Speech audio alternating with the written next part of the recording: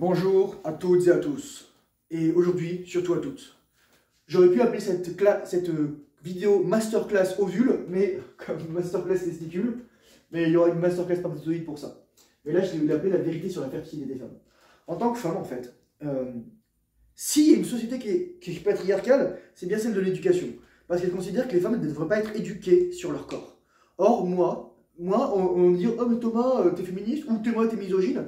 Les mecs, ils me traitent de féministe, les femmes de misogyne. Moi, probablement, ça veut dire que je fais quelque chose de correct si j'ai beaucoup d'ennemis. Mais il y avait une femme qui m'avait envoyé un message, un commentaire, et qui m'avait dit « Mais non, Thomas, tu te trompes, il n'y a pas de problème de fertilité, etc. » Chiffres. Chiffres, et je suis allé voir des cliniques de fertilité, je suis allé voir des articles scientifiques, franchement, j'en ai tellement croqué là, je connais par cœur le corps de la femme. C'est horrible. Et je suis même pas médecin. Mais voilà, c'est pas un avis médical, je mettrai toutes les sources dans la description, tu pourras aller voir ça. Donc, comment ça marche? Une femme, en fait, elle a tous ses ovules déjà de près à la 20e semaine, dès qu'elle est différenciée. En effet, ces ovules, ils sont déjà sur ses ovaires, à la différenciation des organes, et il y a environ 7 à 8 millions. Okay, et 99,9% sont utilisables, sont fertiles, sont de bonne qualité. Ce qui veut dire que si on prélevait les ovules sur un embryon, sur un fœtus, on pourrait, avec de la folliculostimuline, les féconder avec un spermatozoïde. Bon, voilà, ça serait un peu trop rapide pour avoir des enfants. C'est un bon speedrun enfant, quoi.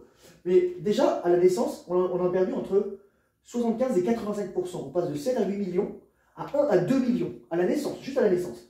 Et de la naissance à la puberté, il y a une perte d'environ 10 000 œufs par mois. 10 000 œufs, c'est gigantesque. Donc, et sachant que la puberté, en général, chez les femmes, elle se déclenche à 12 ans, et la ménopause se déclenche à 52 ans, en moyenne, c'est une moyenne. Mais dans cette moyenne, il peut y avoir une fourchette plus large, de 8 à 15 ans pour les femmes, ce qui va dépendre en fait principalement de l'exposition aux œstrogènes.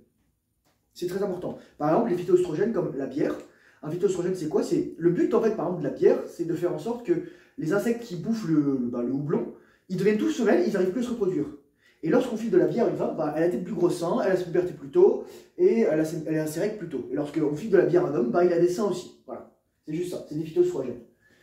Et c'est très important ce chiffre, parce que entre 1 et 2 millions, c'est la différence qui fait qu'une femme, en fonction aussi de sa date de puberté, va avoir sa ménopause à 35 ans ou à 50 ans. C'est vraiment ça. C'est le stock. Mais c'est une moyenne, voilà. Donc ensuite, après sa puberté, après avoir perdu environ 10 000 œufs par mois, et j'expliquerai ce que deviennent ces œufs, si j'oublie, rappelez-le-moi, après avoir épilé tout ça, elle en perd environ 1000 par mois, je dirais, dans sa période de fertilité moyenne. Mais la période de fertilité maximale d'une femme, c'est, oui, le politiquement correct n'est pas d'accord, mais on regarde les chiffres, c'est entre 12 et 25 ans. On va commencer à 18 ans, ça reste quand même très honorable. Mais ça descend vite en fait, ça descend à vitesse grand V. Là on perd 1%, on perd 5%, 10%, 30%, 25%, 15%, et là il ne reste plus que 5%, il n'y reste pas grand chose. Et le nombre d'œufs aussi descend très vite. Donc à 18 ans, on a environ 300 000 œufs chez une femme, et ces œufs sont fertiles à 90%. C'est-à-dire que sur 10 de ces menstruations, 9 seront de qualité. Sachant qu'en plus de la qualité de la menstruation, c'est-à-dire l'absence de complications, il y aura aussi la qualité de l'œuf. Un enfant né d'une femme plus jeune sera plus grand, plus fort, en meilleure santé. Tout comme un enfant né d'un homme qui prend soin de ses spermatozoïdes, à travers la rétention séminale, à travers tout ce que je vais dire là aussi, car c'est aussi valable pour les hommes, va engendrer une progéniture plus forte. À 25 ans, il reste environ 200 000 œufs.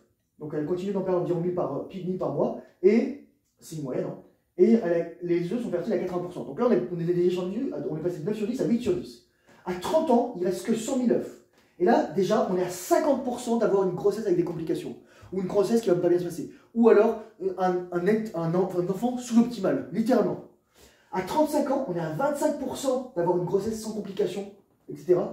Et sachant que j'ai mis 37 ans parce que c'est un point intéressant, donc là il y a 50 000 œufs, il reste environ 25 000 œufs, là on dit 10%. Mais surtout, à 37 ans, il y a un enfant a une chance sur, je crois que c'est une chance sur 200 ou 300 d'être trisomique. Parce que les œufs sont de mauvaise qualité, parce que la division cellulaire est de mauvaise qualité, parce que le matériel génétique est endommagé, parce que la séparation en fait, des télomères se fait moins bien, et donc hop là, au lieu qu'il y ait 2 chromosomes 21 de chaque côté, il y aura une cellule qui aura 3 chromosomes 21, il y en aura une qui n'en aura qu'un, celle-là elle va disparaître, et l'autre elle va continuer à se reproduire, et donc l'enfant sera trisomique. Sans compter les maladies congénitales, les maladies cardio-respiratoires, les maladies cérébrales, les maladies motrices, etc. Si on veut des enfants en bonne santé, Ça, c'est la fenêtre de tir. 18-25. Aujourd'hui, on essaie de faire 30 ans, mais 30 ans, ça devrait être ton dernier enfant, en fait. C'est littéralement. Voilà. Et ça devrait être. Voilà. Alors, la plupart du temps, moi, je suis né. Ma mère, elle avait 30 ans. Mon petit frère avait 32 ans et mon dernier petit frère, elle avait 37 ans. Et quand tu as 40 ans, quand tu es une femme, il te reste environ 5000 œufs. Donc là, tu n'en perds plus beaucoup par mois, en fait. Tu n'en perds plus. T'en perds presque moins, peut-être 50 à 100, en fait. Et c'est intéressant de connaître tout ça, je vais t'expliquer pourquoi. Et il te reste plus qu'en gros 5% d'œufs fertiles. Et quand tu arrives à ta ménopause, en moyenne, à 52 ans, il te reste environ 100 œufs. Et parfois, ils vont rester là, ou alors ils vont être expulsés en dernier, ils vont être utilisés. Mais ta fertilité, elle est proche de zéro. Voilà. Par contre, il y a deux choses à prendre en compte, c'est que l'utérus de la femme fonctionne encore. Les hormones aussi fonctionnent encore. Les hormones, c'est les hormones qui régissent en fait le cycle menstruel de la femme. Il y a le progestérone, il y a la testostérone, et ensuite il y a les œstrogènes. Enfin, voilà, un petit peu comme ça, dans le mauvais ordre. D'abord les œstrogènes, ensuite la testostérone, ensuite le progestérone. En plus de l'hormone luteinisante, après l'ovulation, et l'hormone la folliculostimuline avant l'ovulation. Il faut savoir qu'aussi un ovule, en fait, il n'est pas évacué, en fait, le jour même. Il est produit environ 70 jours avant.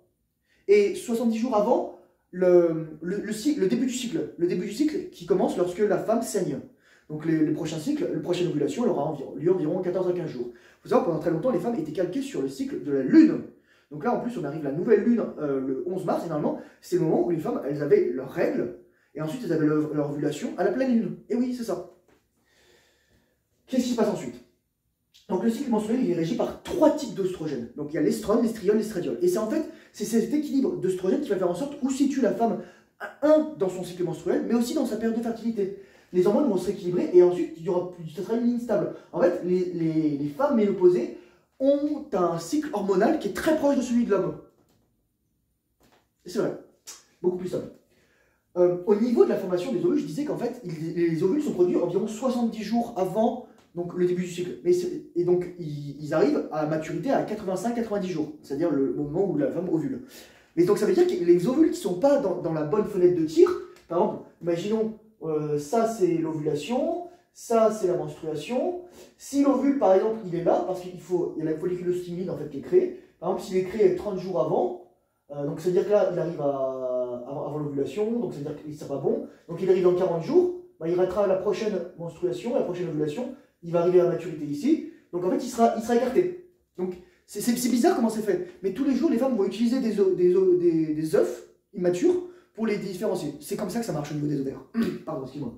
Et comment ça s'appelle tout ça? Au début c'est un ootide, donc là c'est comme ça, ensuite ça devient un oocyte, et ensuite ça devient un ovum, ou un œuf, ou un ovule. Et en fait, ce qui est important à comprendre, c'est qu'il y a vraiment de la perte en ligne. C'est-à-dire qu'il y a d'abord l'oocyte qui est là, il va se différencier en oocyte, ok, et en corps polaire. C'est littéralement un truc mort. Et il va garder les chromosomes là. Et ensuite, l'oocyte, il va encore se différencier en œuf, mais là, il va perdre la moitié des chromosomes, parce que oui, c'est l'homme qui apporte l'autre moitié des chromosomes, à travers les spermatozoïdes. Donc là, il ne restera plus que 23 chromosomes, et là, il y a 23 chromosomes qui vont disparaître. Ok? Donc c'est comme ça, en fait, que ça se passe. Donc littéralement, pour un oocyte, il restera qu'un œuf. Alors, chez un homme, pour une cellule germinale, il y aura 16 spermatozoïdes. Et ouais, c'est ça, c'est le ratio. C'est vraiment ça. Ça fait des spermatogonies, spermatides, spermatocytes et spermatozoïdes. Voilà. Donc ça, c'est le plus important au niveau de la biologie, les faits et les chiffres. Je pense que c'est très important de savoir ça. Qu'est-ce qui aide et qu'est-ce qui aide pas? Qu'est-ce qui va accélérer la perte et qu'est-ce qui va la ralentir ou la maintenir? C'est très simple en fait, c'est très simple. Moi je pense aussi que tout ça, le corps humain il recycle tout. Chez les hommes, les spermatozoïdes morts ils sont recyclés. Pourquoi ce ne serait pas le cas chez la femme?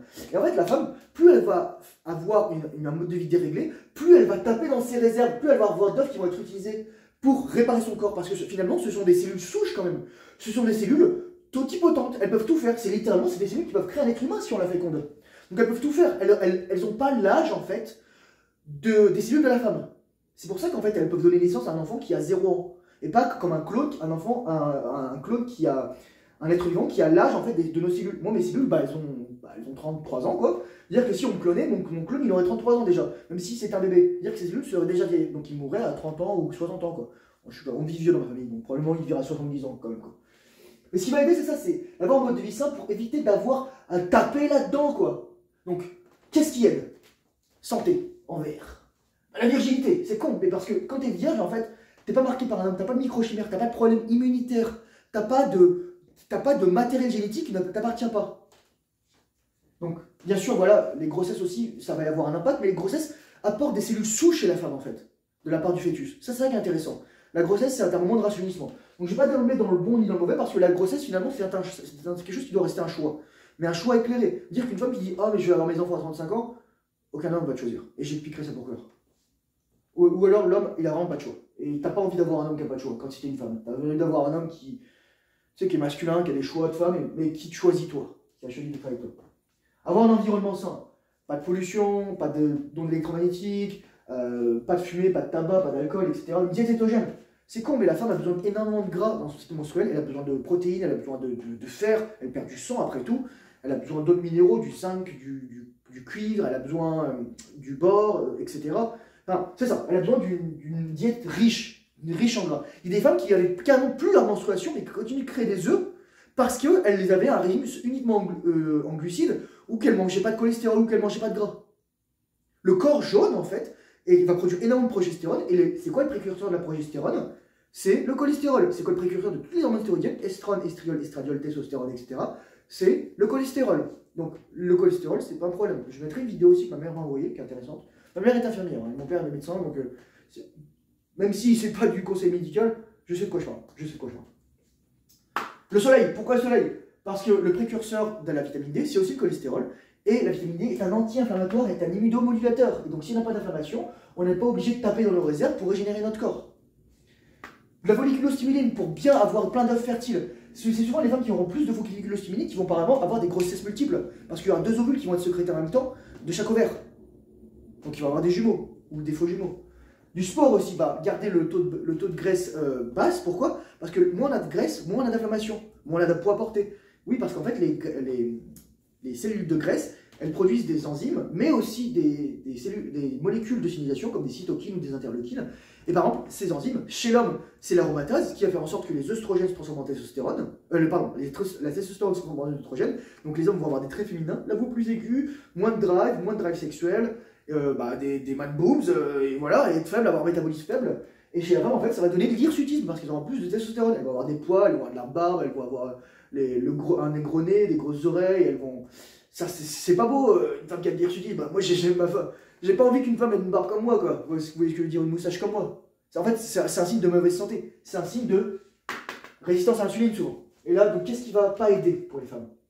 Maladie, pardon, ou pathologie. Microchimère. Se faire fourrer par plein de mecs, se faire éjaculer dedans. Oui, parce qu'en fait, t'es marqué. Avaler le sperme, etc. Pas le sperme, avaler les spermatozoïdes. Parce que le sperme, c'est spermatozoïde plus liquide prostatique. Le liquide prostatique, c'est pas problématique. Mais le sperme, ça te marque. Tu as le matériel génétique des hommes, donc t'es marqué, t'as des problèmes immunitaires. C'est bordel quoi. La pilule contraceptive, si tu savais ce qu'ils mettaient dedans, la gueule des molécules, je me dis, mais c'est pour tuer les femmes.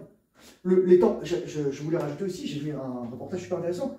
Le tampon c'est bourré de merde, et tu mets ça dans ton corps. Ça te détruit, ça, métaux lourds, etc., produits chimiques, plastiques. Enfin voilà, c'est pas du coton que tu mets dans ton vagin, c'est de la merde.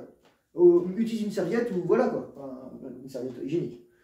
Le tabac, c'est ultra mauvais pour la santé. Sédentarité, alcool, glucides en excès, parce que tu manges tout le temps, tu as tout le temps faim, tu es en mauvaise santé, tu es stressé, syndrome des ovaires polykystiques. Alors ça c'est le pire parce que littéralement tes follicules s'accumulent dans tes ovaires. Donc c'est pour ça qu'en fait ils sont polykystiques. Et c'est dû à quoi? C'est dû à la résistance à l'insuline, surpoids, maladie métabolique, diabète, etc. Sans compter l'inflammation. Donc voilà, si tu veux pas avoir d'enfants, si tu veux être en mauvaise santé, si tu veux rater ta vie, si tu veux pas être attirant pour les hommes, fais tout ça, Par contre, si tu veux avoir des enfants, si tu veux les faire, l'âge aussi, j'ai mis l'âge, c'est important, donc plus tu les fais tôt, meilleurs ils seront, hein, voilà quoi, je remets ça, donc voilà, même si bon, 12 c'est ça, 12 c'est la politiquement correcte, mais la biologie, elle se fiche de politiquement correct, voilà, c'est ça qui est important. Et dernière partie, biologie versus idéologie. L'idéologie d'aujourd'hui, et ça c'est horrible ce que je vais te dire, mais les femmes, le travail des femmes est la pire chose, c'est une épée de Damoclès. Oui, c'est la promesse d'être émancipée, mais tu crois qu'il y a une libération sexuelle? Tu crois que les femmes sont libérées? Tu crois que les femmes maintenant, elles dépendent de qui? Elles dépendent plus d'un homme à la maison, elles dépendent d'un homme au travail. Elles se font agresser, toucher dans les transports en commun, elles se font maltraiter, on est obligé de mettre des lois du favoritisme, des quotas, diversité, inclusion, équité. Ça c'est des conneries, Vraiment c'est des conneries. Voilà, c'est vraiment, je le dis.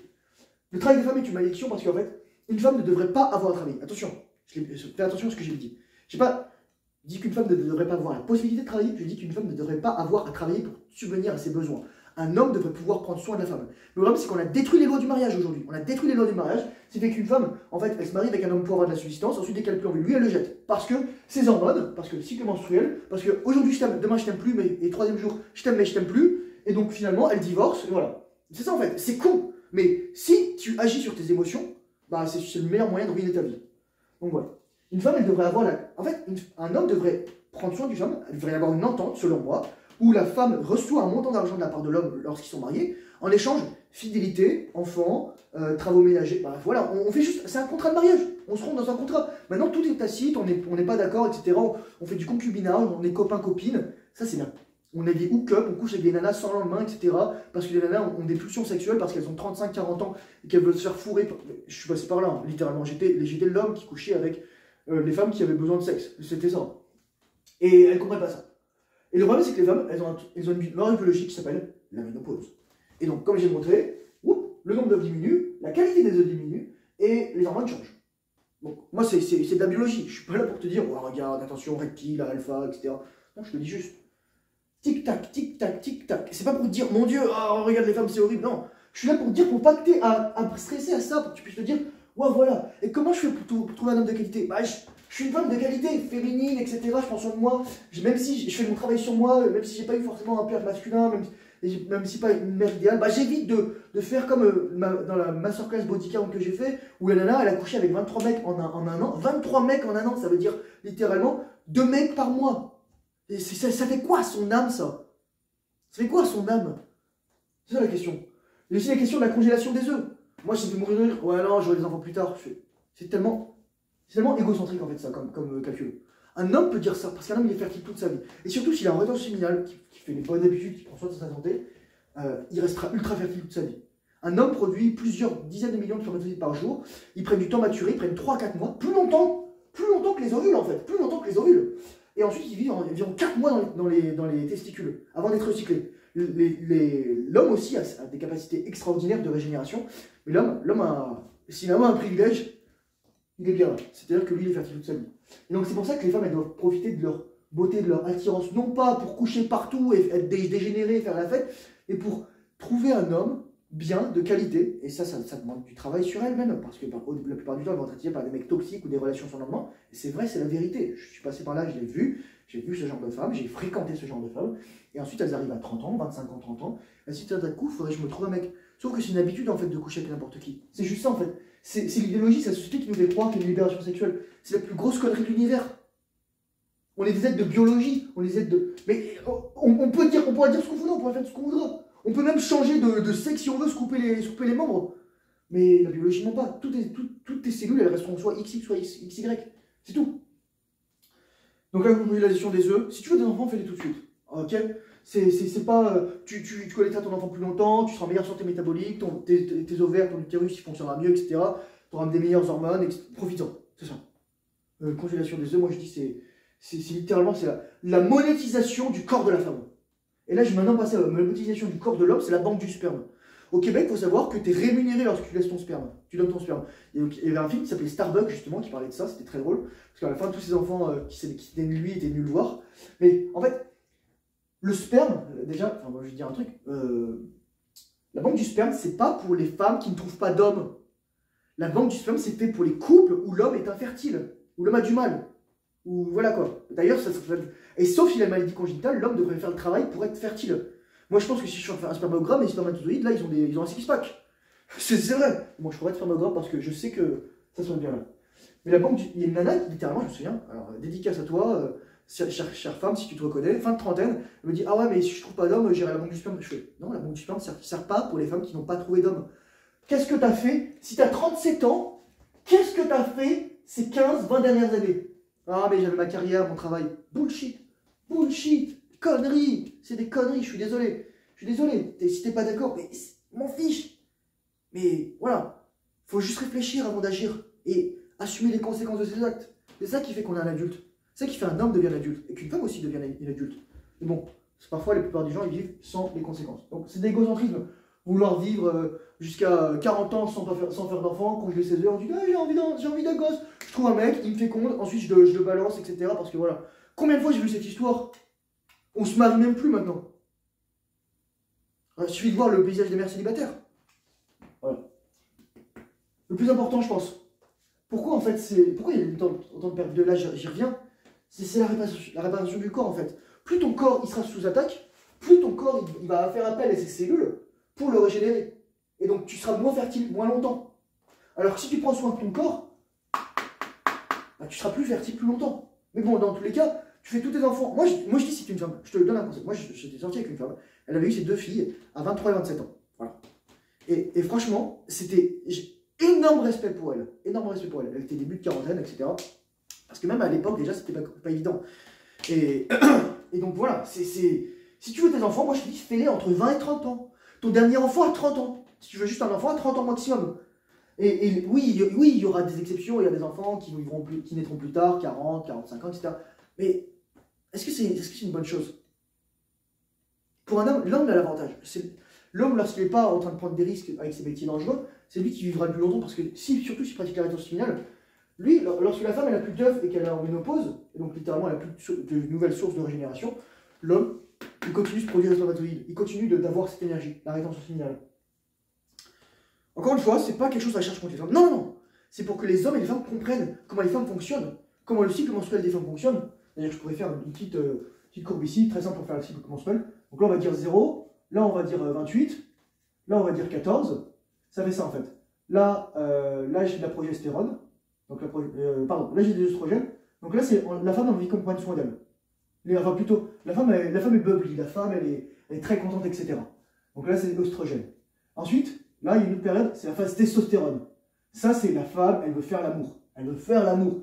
C'est là où, littéralement, on fait les enfants. Littéralement. C'est la période de l'ovulation, quoi. Et ensuite, là, c'est la phase de progestérone. Donc là, cette phase s'appelle la phase folliculaire, et cette phase s'appelle la phase lutéale.